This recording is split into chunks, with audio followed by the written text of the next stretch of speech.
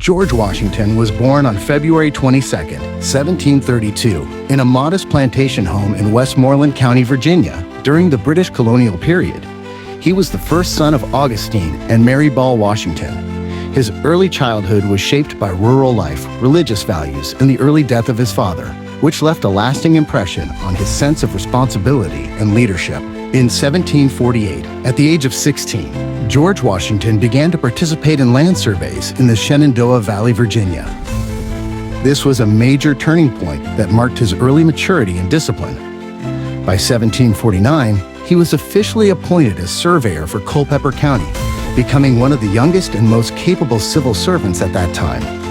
Long survey trips, crossing forests and streams, trained his strong character, accuracy, and responsibility. In 1753, George Washington was chosen as special envoy of the governor of Virginia, carrying an ultimatum to the French, who were occupying land claimed by the British, a dangerous and challenging assignment. In 1754, he fought in the Battle of Fort Necessity, a military defeat that gave him experience as a commander. Despite his initial mistakes, Washington gradually gained recognition for his courage, discipline, and ability to win people over. He resigned in 1758 after fighting in many fierce battles in the North American jungle. In 1775, George Washington was appointed Commander-in-Chief of the Continental Army by the Second Continental Congress, leading the 13 colonies in their fight against the British Empire.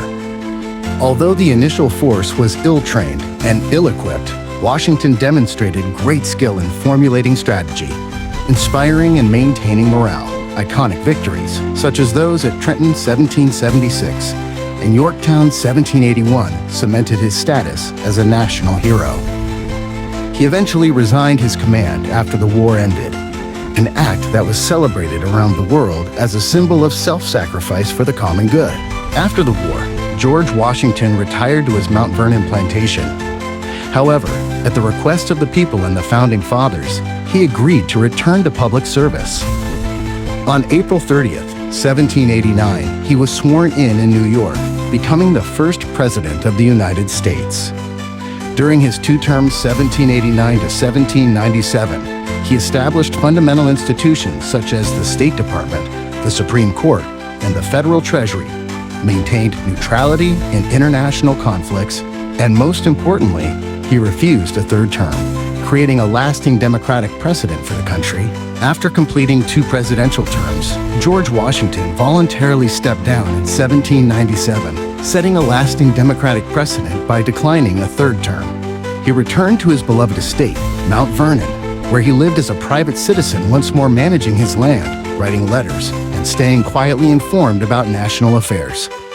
Despite repeated requests, he remained out of politics, believing the republic must stand on its own. On December 14, 1799, Washington died suddenly from a severe throat infection.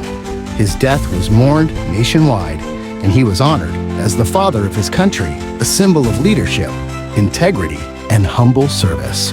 After declining a third term as president in 1797, George Washington retired to his estate at Mount Vernon in Virginia. He spent his time tending his farm, writing letters, and keeping up with national politics. On December 14, 1799, he died of acute laryngitis after a severe cold.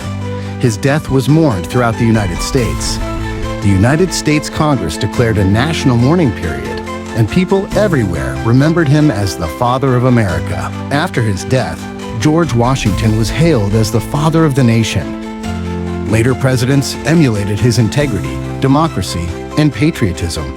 His name is given to the capital city of Washington, D.C., the Washington Monument, coins, schools, and many statues across the United States. His ideas about limited power and national unity became the foundation of modern American democracy.